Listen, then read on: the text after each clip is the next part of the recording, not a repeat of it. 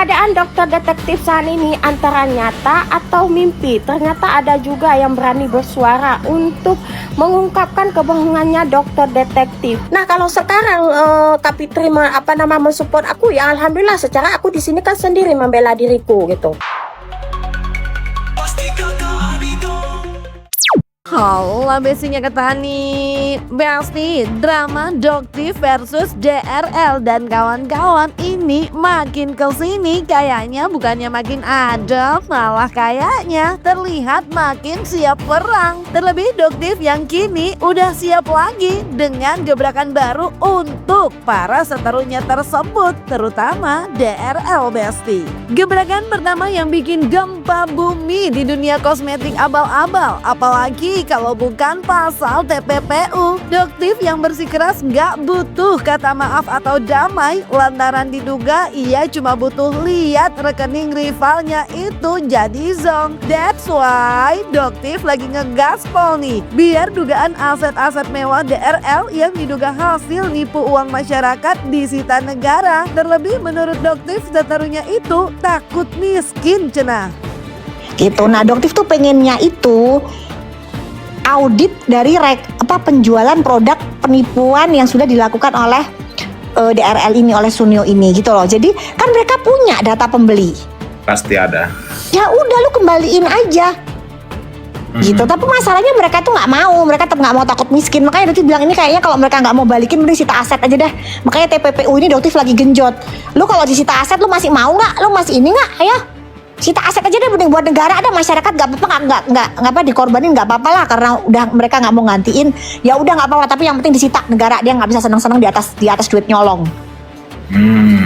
Gitu aja ya kan. Karena kalau misalnya dia mau nyumpah Doktif dengan uang 50 miliar loh, ya terus duitnya masyarakat yang sudah omongan Doktif ini kan menjanjikan untuk mengembalikan uang mereka. Kalau nggak bisa ya gampang, kamu ikutin proses hukumnya. Kan sesimpel itu, betul nggak Bang Nahar? Betul. Ya udah itu aja, jadi jangan coba sumpah Doktif dengan uang ini gitu loh. Udah sekarang kalau bilangnya 20 miliar, itu loh Sunio 50 miliar ditolak, nggak update amat sih. Dan gak cuma satu gebrakan, Doktif dalam video yang beredar di sosial media juga seraya mengingatkan untuk tanggal 2 April nanti, di mana pada waktu tersebut diduga DRL bakal diperiksa di Polda Metro Jaya. Nah, gongnya ternyata Doktif diduga mengidam-idamkan melihat seterunya tersebut berbaju oranye sambil diborgol pada momen tersebut, Besti. Kegeraman Doktif pun tak usai sampai situ aja loh. Secara Doktif dalam video yang beredar di sosial media tersebut juga terlihat menumpahkan kebeteannya terhadap kelakuan seterunya yang lain yang ia sebut begeng, nepos, dan SS serta dugong yang diduga kerap mangkir panggilan. Hal itu pun membuat Doktif jadi kesel banget. Terlebih dulunya ia diduga meminta uang 20 miliar pada seseorang yang ia sebut begeng. Namun bukti dari dugaan tudingan tersebut belum ia dapatkan. Dan gak ketinggalan juga nih seterunya yang baru-baru ini diakui Doktif telah dilaporkan, di mana seseorang itu ia sebut dengan panggilan dugong. Duh, banyak banget ya Besti. Mana buktinya, mana dia muncul, dipanggil juga kabur. Si Begeng itu dipanggil di Polres kabur, nggak datang, semua mangkir. Begeng, SS, Nepos itu orang-orang yang mangkir di panggilan 2 kali sampai naik sidik. Tapi kan cuman sekarang kalau naik sidik diseret itu semua mereka itu. Biarin aja, pada mau nunggu diseret kali Bang Nahak ya. Ya kalau jadi begini, sebagai warga negara kalau dipanggil sekali 2 kali tidak datang, itu memang polisi sudah siapkan surat namanya jemput paksa yang bersangkutan. Dan kalau dia sebagai tersangka, kalau sudah dijemput pasti ditahan, tidak mungkin dibalikin. Karena apa? Ini orang itu bisa saja menghambat proses hukumnya akan terjadi. Betul, benar. Jadi khawatirkan paling bahaya itu kalau dia melarikan diri ke luar negeri. Nggak ngakak kita. Nggak apa-apa, biasanya. LP dibilang lipatan kertas gitu. Nanti dipanggil nggak mau datang kan, biasanya gitu. Nah iya, betul. Jadi ini edukasi kepada masyarakat juga, bahwa ketika kalian memang di media sosial misalnya nyerang, suka ini, tapi kalau ketika kalian nanti berhadapan dengan masalah hukum, ini mentalnya mulai down. Kenapa? Karena waktu akan tersisa. Pertanyaannya, kamu bisa nggak membuktikan bahwa apa yang kamu sampaikan itu benar? Betul, iya, malah dikasih panggung kan, Doktif kasih panggung. Sama seperti si Nepos itu, dia nuduh lah kalau nggak dibayar nanti kalau nggak owner yang produknya itu kalau nggak bayar nanti direview yang jelek. Nah, Doktif kasih panggung, ya udah kalau gitu kamu bawa tuh saksinya, siapa ownernya yang Doktif gituin, kamu bawa. Nah, masa dia bilang begini? Akhirnya dia setelah dia tahu dia dipanggil Bang Nahak, dia bilang begini, tolong owner-owner yang merasa diperas oleh Doktif lapor ke saya. Loh, kayak apa sih?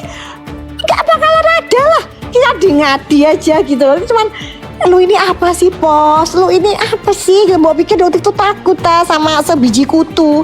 Nah, di sisi lain gak kalah tajam dari Doktif, Miss Gossip dalam unggahan video di akun TikToknya pun seraya meyakinkan kalau ia juga siap perang. Gak main-main, Miss Gossip bahkan tak segan menuding Doktif telah menebar kebohongan demi kepentingan pribadi. Bahkan Miss Gossip diduga hingga menyeret nama BPOM dan menduga adanya dugaan praktik ilegal yang diduga juga dilakukan Doktif, sambil mewarning kalau kartu as dari Doktif ada pada mulutnya cenah. Selain itu, terkait DRL yang kini juga telah ditahan atas laporan Doktif, ditegaskan oleh Miss Gossip kalau ia akan bersedia dijadikan saksi di pengadilan nanti karena ia menduga adanya motif terselubung Doktif yang kerap memojokkan DRL.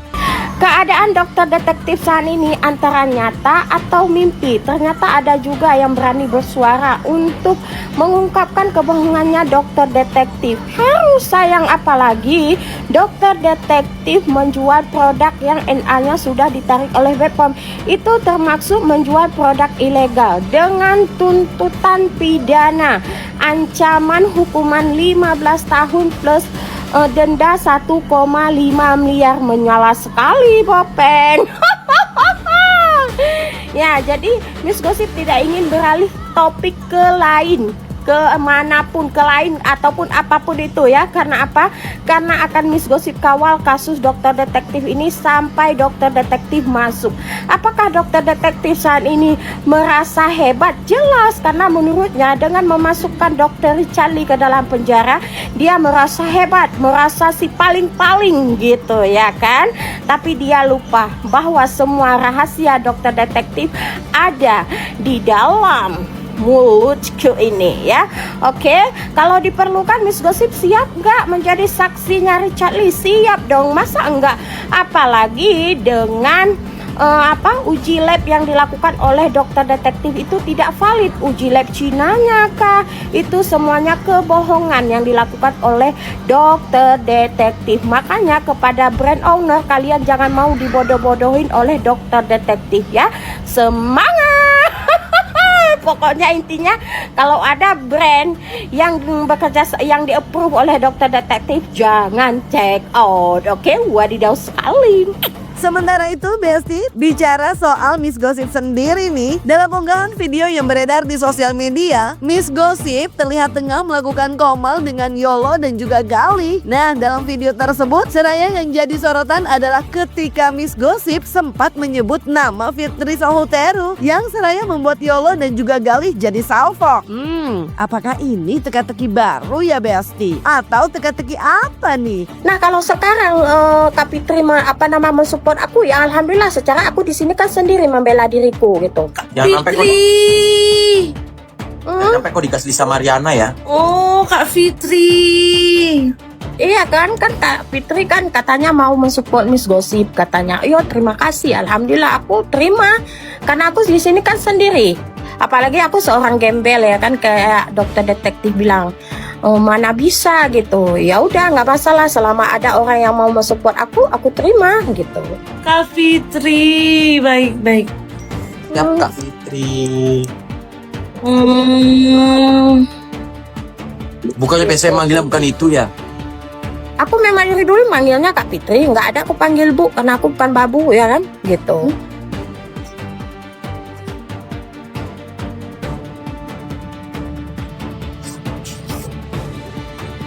Oh iya. Oh, aku mau nanya dong, yang kamu maksud nepos itu di VT sempat VT kamu itu siapa terus? Yang sempat kamu bilang nepos itu emang siapa? Iya, memang Kak Fitri, udah. Oh, kan dia ngakuin juga dia nepos, ya kan? Oh, jadi nepos itu. Nah makanya aku Oh, bilang tahu. terima kasih loh Kak kalau udah mensupport aku dalam case ini walaupun misalnya diterima ada supportnya. masalah kita berdua tapi terima kasih aku bilang gitu. Diterima supportnya. Ya alhamdulillah. Diterima. Iya siapa lagi yang mau secara aku gembelita ya Kak Yolo yang nggak ada support orang Oke, ini. udah. Support aku Udah cukup. Jawabannya udah ada. udah. Oke. Dapat. Kita udah makasih ya. Kita udah tahu udah Makasih jawab. ya. Oke. Assalamualaikum. Assalamualaikum. Udah ada jawabannya, thank you. Duh Besti, jadi mumet gak sih? Tapi nggak apa-apa, nikmatin dan pantau aja terus. Karena kan buat kita semua juga. Semoga prahara ini segera selesai. Biar kita semua masyarakat Indonesia nggak ragu untuk menggunakan skincare lokal. Dan untuk mafia skincare siapapun itu segera diringkus untuk mempertanggungjawabkan perbuatannya. Jangan lupa like, subscribe, comment, and share biar bisa dapetin video berita kece lainnya. Cuma di Kata Ani Besti.